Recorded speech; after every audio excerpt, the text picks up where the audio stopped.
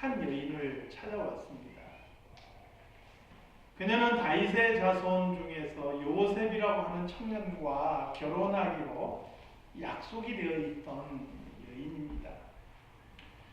마리아에게 천사가 전해준 소식은 굉장히 충격적인 소식이었지요. 그녀가 바로 잉태에서 아들을 낳는다라는 것입니다. 근데 그 아들이 그냥 아들도 아니고 보통 아들이 아닌 거예요. 오늘 본문에 보니까 이름은 예수라고 그렇게 알려주죠. 본문에서 이 이름의 뜻은 언급하지 않지만 마태복음에 보니까 자기 백성을 죄에서 구원할 자이시다 이렇게 이야기해줘요.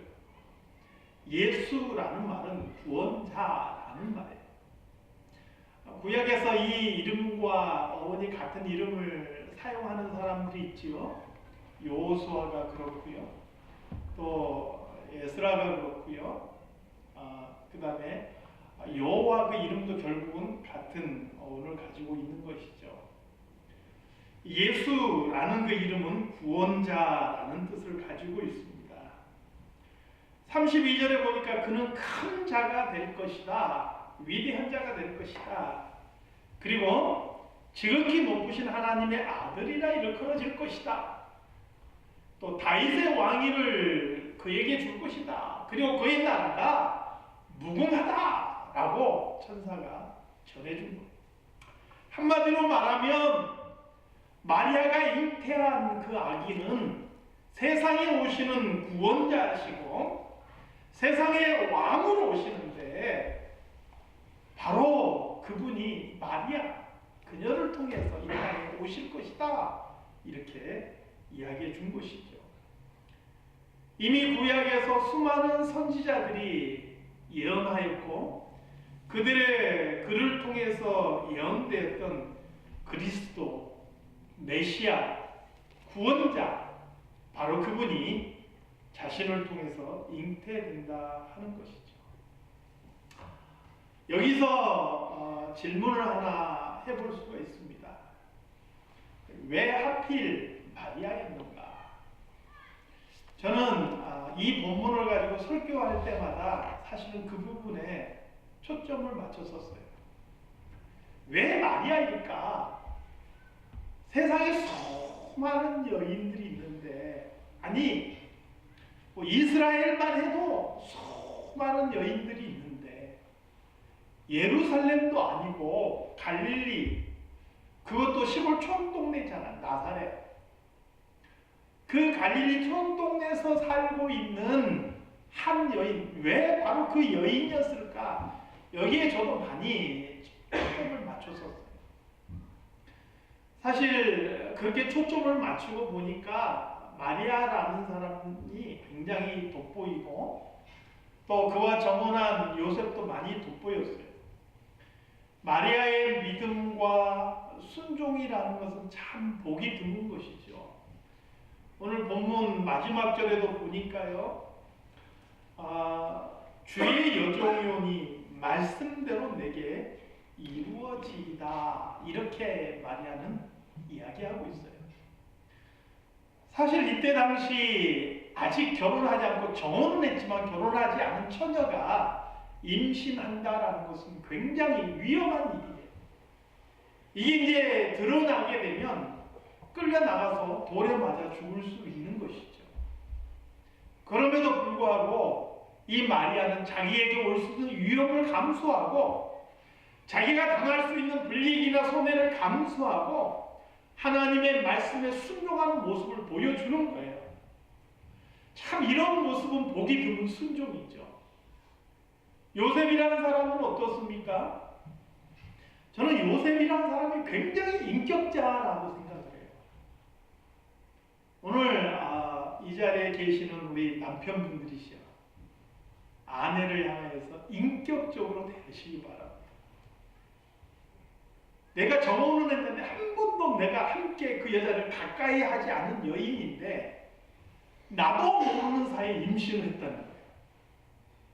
그러면 어떻겠어요? 그 마음속에 분노가 일어나지 않겠어요? 그 그런데 마태복음에 보니까 이 요셉은요, 그걸 드러내지 않았어요. 드러내지 않고 가만히 끊고자 했어요. 관계를 그냥 조용하게 정리하고자 했어요. 가만히 정리하겠다라는 말의 원래 의미를 들여다보니까 무슨 의미냐면 그걸 폭로하지 않고 조용히 처리하겠다라는 의미인 거예요. 왜요? 폭로하면 마리아의 생명과 아이의 생명이 위험하니까. 그래서 그걸 드러내지 않고 조용히 관계만 끊겠다. 굉장히 인격적인 사람인 것이죠. 하나님께서 천사를 통해서 꿈에 요셉에게 알려주죠. 요셉아, 내 아내 데려오는 것을 두려워하지 마라. 내 아내가 부정한 것이 아니고 성령으로 잉태된 것이다. 예, 요셉에게 알려주고요. 요셉도 그 말씀에 순종해서 마리아를 데려와요. 왜 데려오느냐? 마리아를 보호하기 위해서 데려오고 아이를 낳을 때까지 동침하지 않았다. 그렇게 기록해. 얼마나 인격적이고 멋있는 사람이냐. 이만하면 과연 하나님께서 이들을 통해서 메시아 예수님을 보내줄 만하다. 저는 그렇게 생각을 했어요. 그런데 돌이켜서 이번에 이 말씀을 묵상할 때 그런 의문이 들었어요. 과연 이런 정도의 순종과 이런 정도의 믿음이 이 두 사람에게만 있었을까? 이스라엘에서 하나님의 나라를 고대하고 경건하게 하나님을 쫓는 사람들이 이들밖에 없었느냐? 꼭 그것은 아닐 거라. 또 한 가지 생각해 볼 수 있는 게 도대체 얼마만한 믿음이라면 하나님께서 독생자 예수 그리스도를 이 땅에 보내실 때 그 사람들을 통해서 보내셨을까? 얼마의 믿음이 있어야지, 어느 정도 순종하는 사람이어야지 그렇게 해주실까?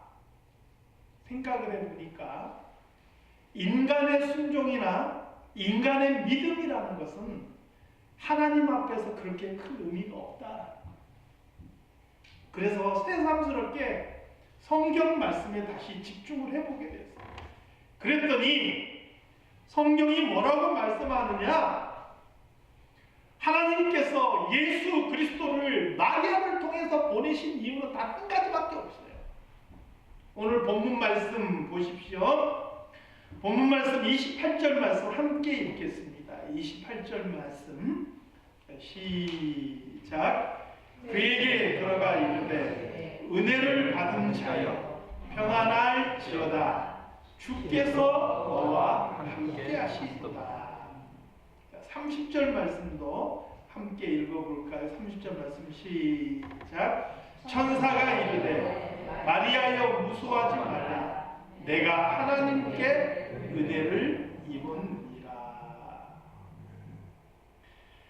세상의 수많은 여인 중에서 마리아를 택해서 그녀를 통해 예수님을 세상에 보내신 것은 마리아의 믿음이 특별하고 그가 다른 사람보다 더 순종하고 더 정말 특별한 존재여서가 아니라 그가 하나님의 은혜를 입었기 때문이라 하는 것입니다. 하나님의 은혜가 임하였기 때문에 마리아를 통해서 예수님께서 이 세상에 오셨다라는 것입니다. 은혜라는 것에는 어떤 조건이 붙는 게 아니에요. 내가 뭘 했기 때문에 주었다, 이건 은혜가 아니에요. 그것은 대가라고 이야기하고 싹이라는 말을 사용하지요. 내가 일했기 때문에 대가를 받는 거예요. 내가 일했기 때문에 싹을 받는 거예요. 은혜는 그게 아니에요. 조건이 걸리지 않아요. 일방적이에요. 내 어떤 자격이나 조건과 관계없이 일방적으로 베풀어지는 거예요. 그래서 선물이라고 이야기도 하죠. 마리아가 특별한 사람이 아니고 순종을 잘해서가 아니고 믿음이 좋아서라기보다는 물론 그런 요소들이 있지만 그것 때문이 아니라 하나님께서 일방적으로 마리아에게 은혜를 베푸셨고 그래서 그를 통해서 예수 그리스도를 이 땅에 보내주셨다 하는 것이죠. 오늘 마리아를 택하시고 그를 통해서 이 땅에 예수님을 보내신 하나님의 은혜와 그분의 사랑에 우리는 초점을 맞춰야 한다는 것이죠. 존 파이퍼 목사님이 성탄 메시지를 전하면서 그런 말씀을 하셨더라고요. 우리는 산타클로스에게 빼앗긴 성탄절을 예수 그리스도에게 돌려드려야 된다. 세상이 산타클로스에게 초점을 맞춰요. 그래서 크리스마스라는 이름도 없애버리고 해피 할러데이라고 바꿔버렸어요. 왜요? 예수 안 믿는 사람 불편하다 이거예요. 예수 믿는 사람도 해피 할러데이. 우리 서로 부담 없이 그냥 이렇게 인사합시다. 그렇고 해피 할러데이 인사를 하는 거예요. 점점 크리스마스에서 예수님은 지워져 가고 있어요. 누가 주인공이 돼가고 있어요? 산타클로스가 주인공이 돼가고 있어요. 5세 아이들의 83%가 산타클로스가 실제로 존재하고 있다고 믿는데 그 아이들이 크면 어떻게 생각할까요? 너희들 해피 할러데이 하는데 할러데이가 무슨 달이냐 그러면 그 아이들은 예수님의 생일이요 이렇게 말하는 게 아니라 산타클로스의 생일이 이렇게 말할지도 몰라요. 여러분, 사람에게 초점을 맞추는 것이 아니라 누구에게 초점을 맞춰야 돼요? 하나님께 초점을 맞추고 예수 그리스도께 초점을 맞추고 그분이 베푸신 은혜에 초점을 맞추는 그런 성탄절이 될 수 있기를 소망합니다. 이것을 잘 이해해야만이 우리의 구원에 대해서도 우리는 착각하지 않을 수 있는, 우리의 구원도 은혜라고 말하지요.